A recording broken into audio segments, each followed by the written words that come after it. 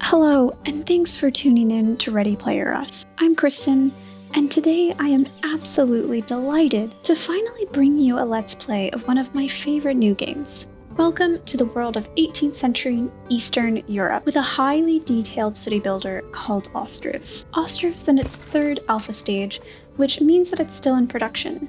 But the devs update often and offer updates that are meaningful and truly enhance the playability and enjoyment of their game. If you've been loving the sheer simplicity of life in my Victorian Sims challenge, or find yourself constantly wishing for Banished, but with more details, beautiful graphics, and lovely, sprightly music that doesn't make you feel as though you're spiraling into a deep depression every winter,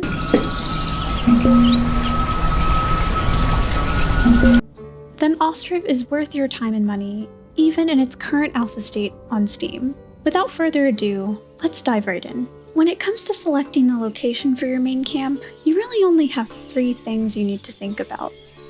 While you won't actually have access to the land across the water until you build bridges, considering future expansion is important. Don't place your camp too close to the edges of your map. You'll know based on the red lines. However, most importantly, you'll want to consider access to trees and water. Although water routes aren't tied to trade yet in the game's current state, it will be an important source of fish for food. You'll have 9 families to house before winter. However, always build your forestry first. Did I learn this the hard way and run out of wooden planks and have to start over? Yes, I did. Unfortunately, the game just doesn't yet have a mechanic for harvesting or foresting without a proper forestry, but I'm hoping that will come later. At the moment, there really isn't a whole lot of forgiveness for choosing the wrong setup, but that's okay. After the forestry, you'll also want your smithy and thatchery up soon, as you'll run out of nails and thatch to finish your homes. However, you aren't tied to the original order of buildings, and you can simply drag them in the right top-hand corner to set priority as needs change. One of my favorite parts of the game is how each build is developed literally plank by plank. It's a level of detail that Banished starts to offer, but doesn't fully complete. The mechanic in Ostriv is satisfying and soothing to watch if you're, well, like me. Alright, why don't we go ahead and put our houses down? Thankfully, there's a lot of freedom here, and it doesn't really matter where you put them. So, go ahead and structure them however you like. For me, I like to put them in little neighborhoods. Ostriv also doesn't work on a grid basis, which is incredibly unique. You're offered full, chaotic, imperfect freedom with your lines. To the true perfectionist, this might be a little challenging to handle. However, as a historian, I think adding an element of imperfection is unique and creative. But you'll see for yourselves how annoying or enjoyable this is when we get to adding the farmlands later. A few of the structures can be built instantly, no matter their priority, as long as you don't need to remove any trees. You'll see that I placed a clay pit and 2 charcoal pits next to the forestry and smithy. The charcoal will be used by the smithy, and it's nice to have 2 for constant replenishment while 1 is being used or unloaded. You will notice that in Ostriv, the careers have specific gendered requirements. Some of them can't be changed. However, places like thatchery, you can go ahead and go into the settings and change it so that only women can work there. To the modern feminist, this might seem a little strange. However, with the structure of Ostriv, you will run out of workers very quickly and have a lot of women in need of jobs if you don't start doing this. So for the thatchery, I always just go ahead and add 2 women. No detail feels spared in Ostriv. The clouds in the distance, the angle of the sunshine, and even the fact that you can only hear the birds chirping when you're close to the ground. I will admit that Ostriv feels like a very slow burn. At times, I wish it just had 1 more faster speed. Even at full speed, time passes very slowly, as does city development. However, whenever I feel this way, I take a moment and zoom in, pan up, hear the birds, and just enjoy the simple beauty and calmness of the game. I think perhaps we'll go ahead and add a market.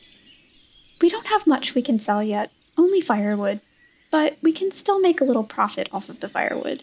We'll go ahead and have the markets be run by women as well, so we can save the men for the many jobs in this game that can only be run by men. But for the market, we'll go ahead and add some of the other things we're likely to establish soon, like fish and potatoes. Your citizens also have personalized profiles and will be assigned to a home once they are built or available.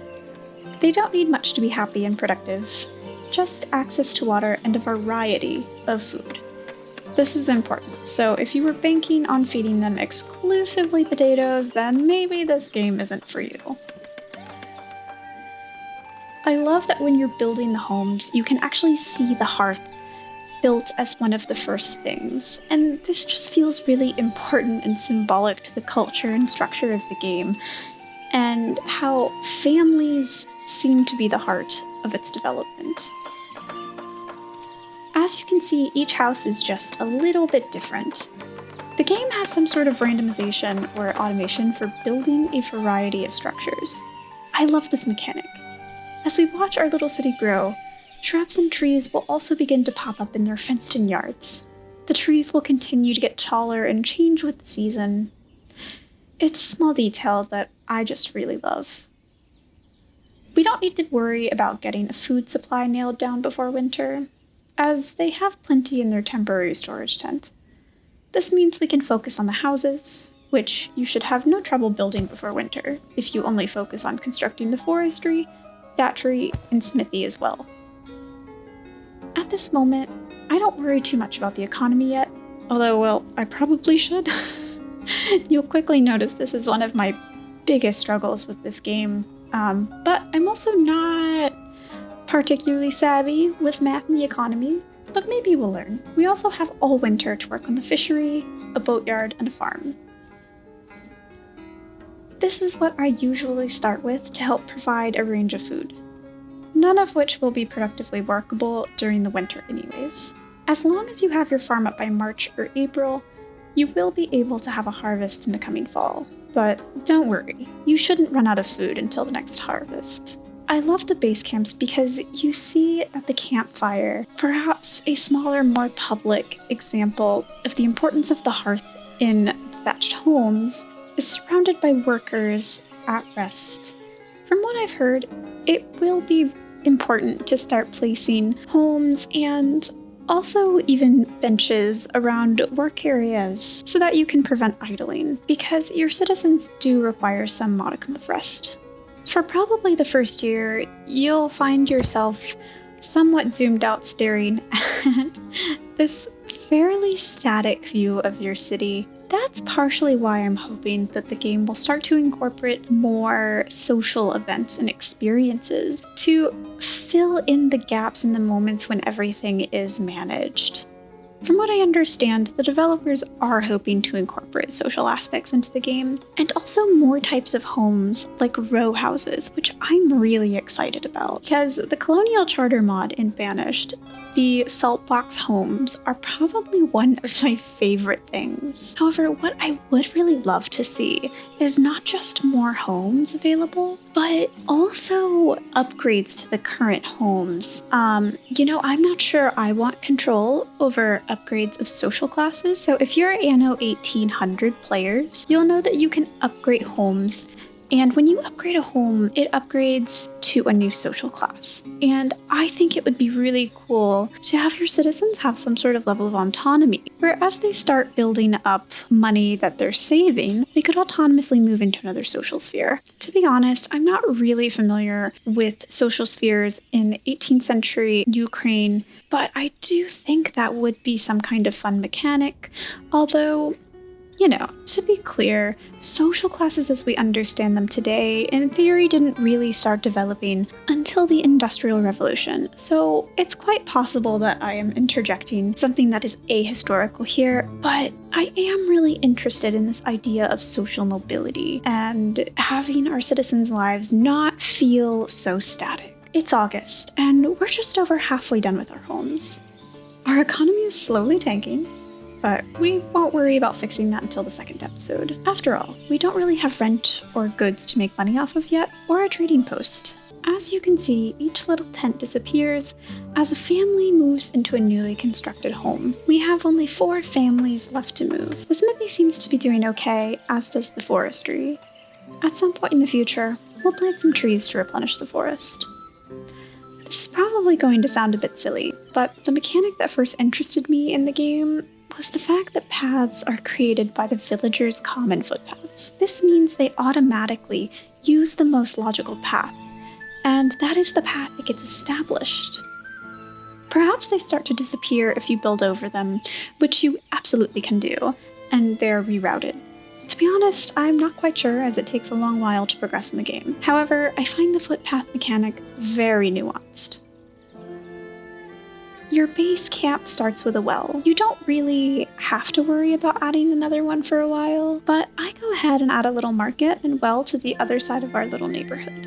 I'm not sure if location is important in this game, but I figure if the villagers have easier and more convenient access, they will be better supplied and perhaps spend more money at our markets. I'm not sure. I've seen plenty of people have success with all of their markets localized in the center of town. Maybe we'll try both.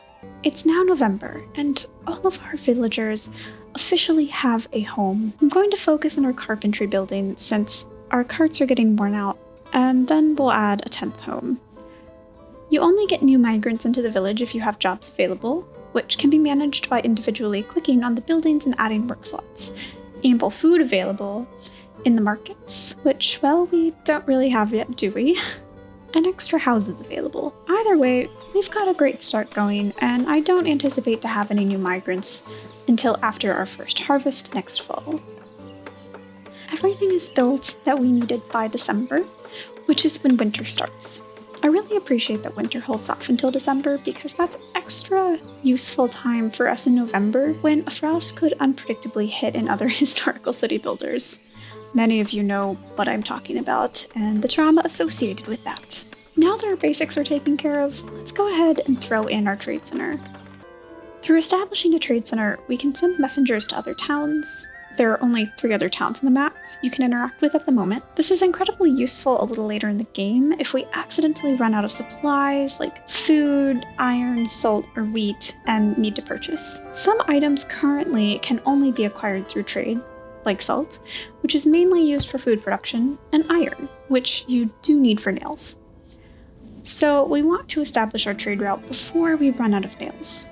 It doesn't really matter whether you build the boathouse or fishing dock first, since you need the other to actually use one, so don't worry about that too much. One forestry should also supply you fine for these first several years. If you start to run out of planks, which is normal if you're building a lot, then just add 1 or 2 more workers to your forestry. However, you'll also find that they will nonetheless replenish rather quickly as long as there are still trees to chop. You can also watch the chopping mechanic, as the game will show you as each individual tree is chopped down. The details, guys. The details. You can also see that this little bar underneath the month marker indicates which day of the month you're in. So you can see we're halfway through February and getting close to spring. Alright, we should still have plenty of time to build our farm before April. We're still very much in the red, but I don't really think that can be helped in the first year or 2. The only thing barring migrants, however, is currently food. Oh, and here is another detail I absolutely love. Each spring in March, you get to watch the snow gently melt away from the grass and houses and see the rivers thaw. It makes the coming of spring and the farm labor season feel exciting, replenishing, and even refreshing. Here is where I would really love to see the devs incorporate more social events, like how Anno 1800 does harvest festivals.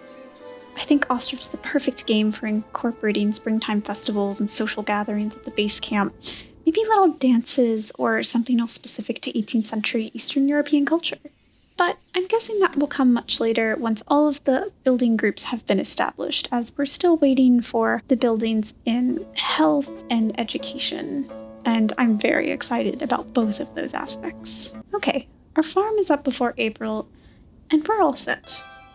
I'll pause real quick so we can add everything. I read somewhere that a single farm can only hold up to 4 fields at once, so I think we'll just start with 3, especially since crop rotation is also very important in this game. You will see your yields drop exponentially if you aren't rotating and leaving them time to lay fallow. With a recent update, the game also lets you know when the soil is totally exhausted, which has made it a lot easier on the player so you don't accidentally miss a crop rotation or fallow year. Usually, I like to start out with 2 crops. Wheat is a fantastic staple because once you get wheat, you can get chickens and I think also pigs. But there are some concerns about pigs. I'm not sure if they have been fixed yet, but apparently they just absolutely devour all of your wheat harvest. But the nice thing about chickens is that they grow in size and numbers so quickly, and so one full chicken coop of 30 chickens and 30 hatchlings within a few years can grow into 4 chicken coops as long as you have enough wheat to supply them. That's why I generally start with wheat. However, that does mean you have to process the wheat into food as well for your citizens.